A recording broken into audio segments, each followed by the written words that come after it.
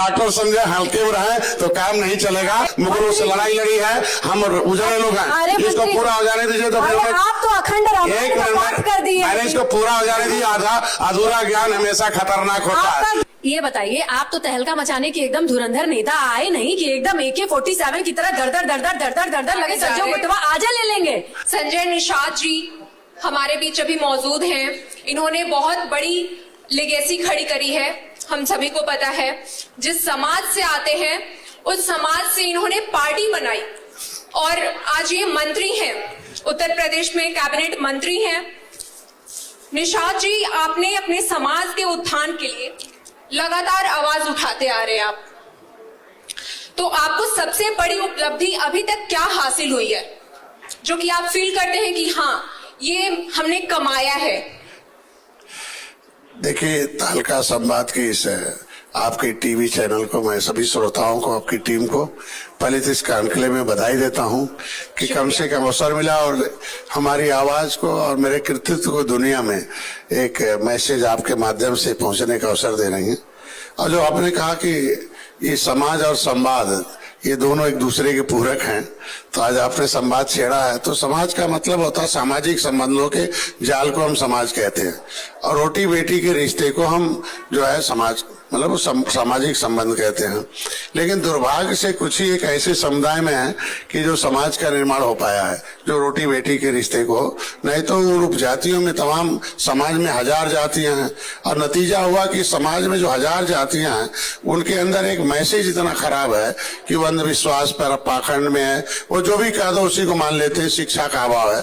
तो उनके दिमाग में चीज डाल दी कि पिछले जन्मों के कर्म के आधार पर हम लोग इन जातियों में बैठे हुए हैं, लेकिन और ये हमारा ये काम है, करेंगे तो अगले जन्म में हमें स्वर्ग और सुख मिल जाएगा, संपन्न हो जाएंगे।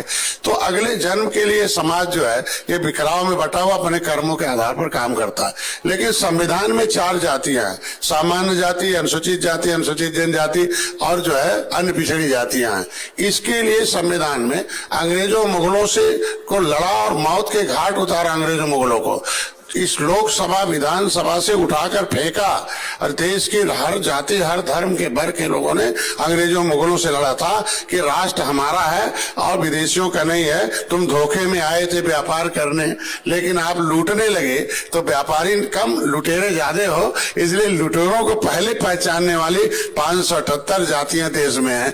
193 जातियां उत्तर प्रदेश में है जो व्यापार के बहाने लूटने के लिए मुगल आए, व्यापार के बहाने अंग्रेज लूटने के लिए आए। ये लुटेरे को पकड़ने वाली जातियों को क्रिमिनल कास्ट घोषित करके इनको जो है वो छोड़ दिया कि जातियां जन्मजात अपराधी हैं, इनको जमीन से एजाज से महरूम करो, इनको शिक्षा से महरूम करो, इनके पेशा जो थे रोजी रोटी के छीन लो।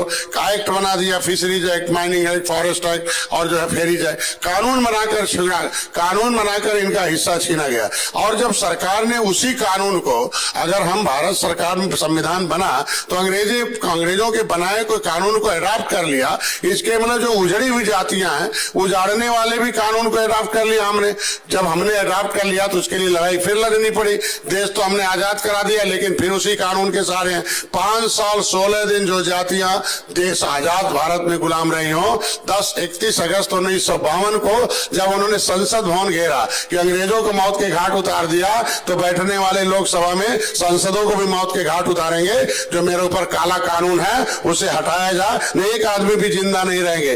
तब जाके 31 अगस्त 1952 को वो क्रिमिनल कास्ट हटा। फिर वो आए डी नोटिफाइड ट्राइब कि विमुक्त किया जाता है काले कानून से, क्योंकि डॉक्टर का बेटा डॉक्टर, इंजीनियर का बेटा इंजीनियर, बदमाश का बेटा बदमाश। इस देश को आजाद कराने वाले को, जिनको अंग्रेजों ने बदमाश जाति घोषित किया था, और बदमाश जाति घोषित करके क्या देश को आजाद कराना बदमाश है? राष्ट्रवादी 24 कैरेट के राष्ट्रवादी जातियों के लिए 31 अगस्त 1952 को क्रिमिनल कास्ट हटा। और फिर criminal types act inquiry committee अंता समय नंग्याल के रिपोर्ट के अनुसार इन्हें 74 प्रकार की व्यवस्था देना चाहिए। लेकिन ये बेईमान लोग हैं, जिन जातियों के चलते देश आजाद हुआ, जिन जातियों के चलते संविधान बना, जिन जातियों के चलते मुगल अंग्रेज देश को छोड़कर भागना पड़ा, सदन विधानसभा बना, उन जातियों के साथ इन लोगों ने क्या किया? ये बेईमान लोग बैठकर मलाई खाने लगे। मतलब जो काम अंग्रेज करते थे वो पिछली सरकारें करने लगी। तो निश्चित रूप से अगर मेरे पिताजी सूबेदार मेजर रहे, उनके साथ हमें रहने का अवसर मिला।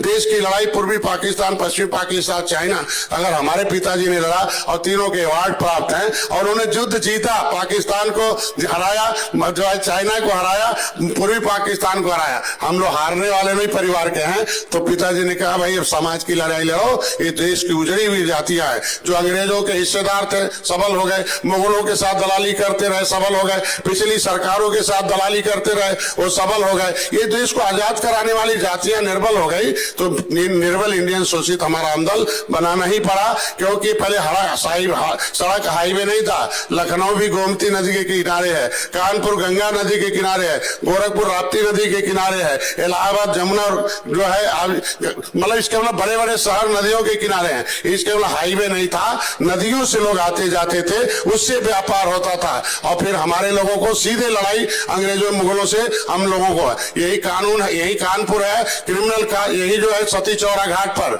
हमारे लोगों ने 3000 अंग्रेजों को एक ही बार डुबो के मार दिया था और क्रिमिनल काज घोषित किया था। जो जातियों के 167 निषादों को एक बार फांसी हुई है। अगर हम लोग गौरवशाली इतिहास रहा है, हम तो भीख नहीं मांग रहे हैं। हमने देश को आजादी भीख में नहीं मांगा है, हम देश की आजादी हमने संघर्ष से लिया है। और जो देश की आजादी में उजड़े परिवार हो, उजड़े पिछड़े बिछड़े हो, उनके लिए भीख मांगना पड़े, ये इससे बड़ा शर्म कुछ नहीं हो सकता है। ये बेहया जितने लोग पार्टियां बना के 70 साल थे वो लोग बर्बाद कर दिया। मैं मोदी जी योगी को धन्यवाद दे रहा हूं कि पहली बार इन जातियों के तरफ उन्होंने ध्यान दिया है और उनकी सर्वे हो रहा है और समय आने दीजिएगा। आर्थिक आजादी, आर्थिक रूप से को संपन्न है, आर्थिक रूप से जो विपन्न है, जो आर्थिक रूप से लोगों ने कब्जा कर रखा है, देश को आजाद करने वाले रोड पर भीख मांग रहे, ये कौन कौन से लोग हैं? ये पहली बार है कि जनगणना में पता चलेगा। तो जब संविधान में 4 जाति है, सामान्य जाति है, सामान्य जाति के लोगों ने कहा भाई कि भाई पहले था समाज में कि झोपड़ी वाले कमाएंगे, खोपड़ी वाले खाएंगे। अंग्रेजों मुगलों ने, पिछली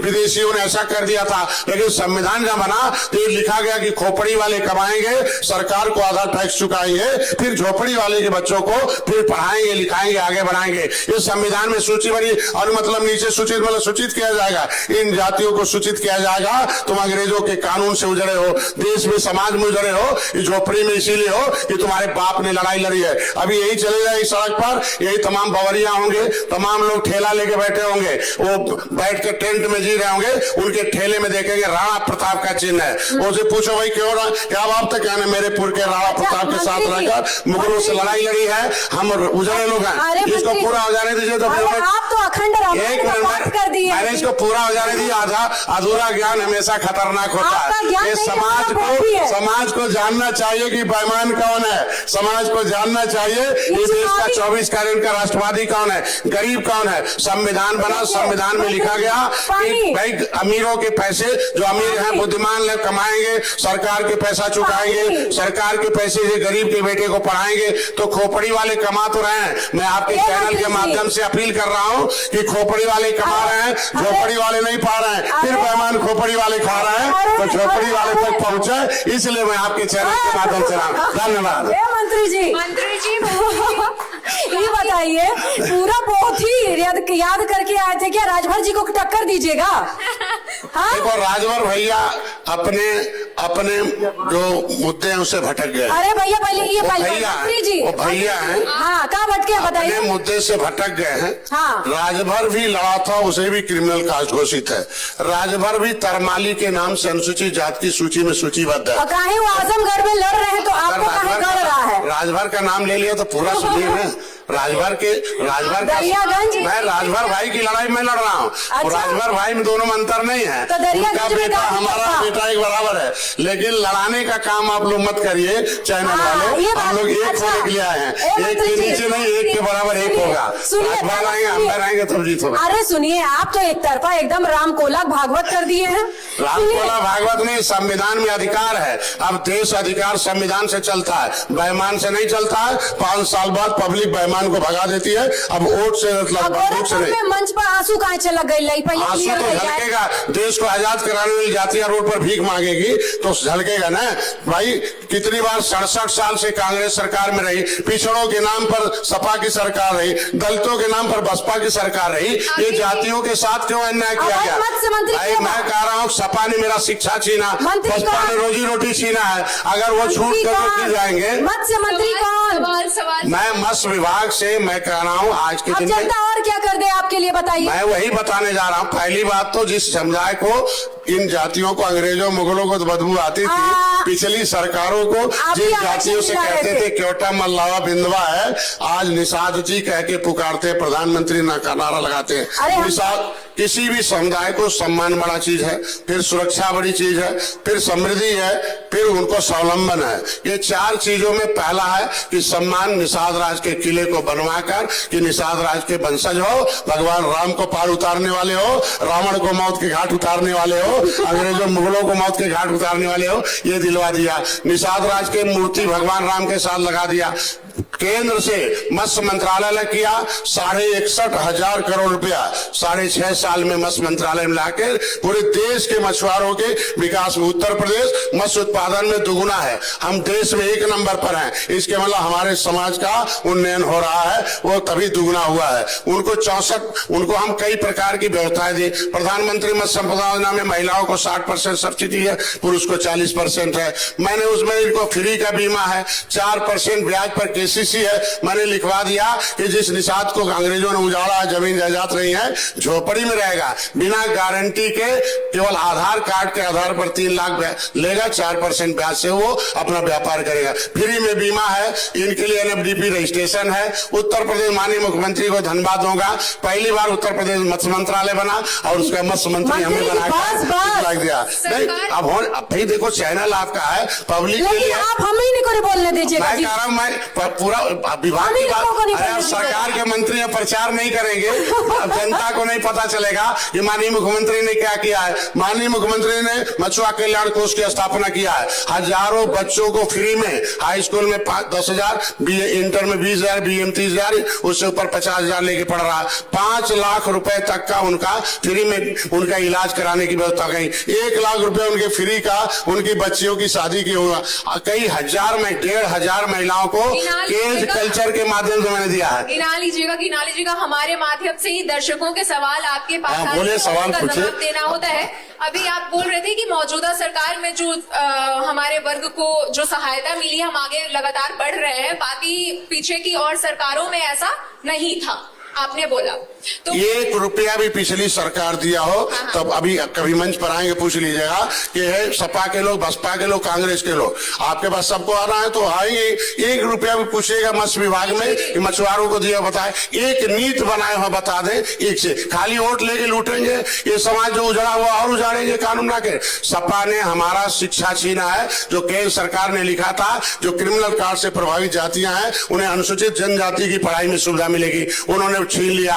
बसपा ने हमारा रोजी रोटी छीना, जो वर्ग 3 भाई छीनने वाले को पर्दाफाश तो होने दो, कि होने दीजिए आप। मैं कह रहा हूं कि वर्ग 3 की जमीन थी जो अंग्रेजों के लड़ने के नाते अंग्रेजों ने वापस किया था कि निषाद लोग मछली पालन करेंगे और ये उनका नाम आसामी दर्ज होगा, और बसपा ने उसे राज्य सरकार को छीन लिया। ये रोजी रोटी छीनने वाले हैं और उन्होंने शिक्षा छीनने वाले हैं। मंत्री जी, तहलका के मंच पे ही सारा तहलका मचा दीजिएगा कि तहलका, लेकिन आपका नाम ही तहलका है। हल्के में आपका चैनल हल्के में रहे और डॉक्टर संजय हल्के में रहे तो काम नहीं चलेगा, तो हल्का मचेगा आपका भी और हमारा भी। और मंत्री जी पहले बात सुनिए, ये बताइए, आप तो तहलका मचाने के एकदम धुरंधर नेता आए नहीं कि एकदम AK-47 की तरह दर लगे सज्जो गुटवा आजा ले लेंगे। ये बताइए कि आप भविष्यवाणी भी कर रहे, इतिहास तो खूब गा लिए। अभी बताइए, भविष्य में ये जब चुनाव होगा 27 का, राजभर भैया को हम छोड़ेंगे नहीं, आप ही से जोड़ेंगे, क्योंकि आपके साथी हैं, लेकिन कभी आप दिल खोल के बात नहीं कर पाते। बुलाए थे, आए होते तो बतिया लिए होते। क्या दिक्कत हो गई है? क्या भइल बा? मैंने अलग अलग लोगों के सलाहकार हैं और मेरे सलाहकार हैं, इसलिए मेरे 11 विधायक हैं। मेरे सलाहकार हैं तो आज मोदी योगी के साथ हम हैं। सलाहकार उनके थे, भैया चले गए, सलाहकार थे फिर भैया आए।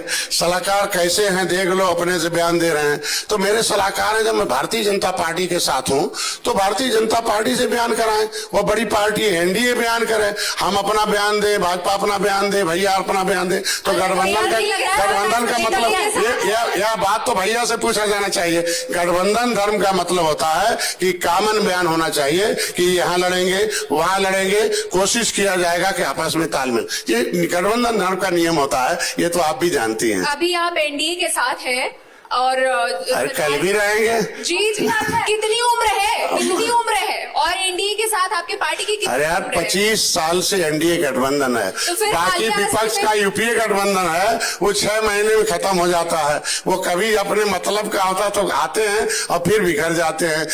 एनडीए 25 साल का एक इतिहास है और ये त्रेता का गठबंधन है। भगवान राम ने निषाद राज को गले लगाया था और इस युग में निषाद राज के वंशज के बेटे को डॉक्टर संजय को मोदी योगी ने गले लगाया है। तो ये बड़ा गठबंधन है। हम मुद्दे के लिए आए हैं, अपने समाज के हक के लिए आए हैं। हम लोग राजनीति जो है करना होता ना तो मंत्रालय मांगते, राजनीति करना होता तो पैसे वाला मंत्रालय मांगते। हमने अपने समाज का हक हिस्सा दिलाने के लिए मस्त आरक्षण भी दिला दीजिएगा, ठीक है? आरक्षण एक दिन में नहीं मिलता, एक दिन जरूर मिलेगा। महिलाओं ने आंदोलन किया, आज आ गए धरातल पर, सभी लोग पंचर हो गए ना, मोदी जी हीरो हो गए ना महिलाओं की निगाहों में कि भाई महिलाओं के साथ खड़े हैं। तो एक दिन ऐसा होगा कि निषादों के भी साथ मोदी खड़े रहेंगे और देखिएगा देश के निषाद कहेंगे कि हम क्यों मोदी ही करेंगे, क्योंकि मोदी ही करेंगे, वो दूसरे मान के नहीं है। बाकी के तो अपना अपना चरित्र दिखा दिया।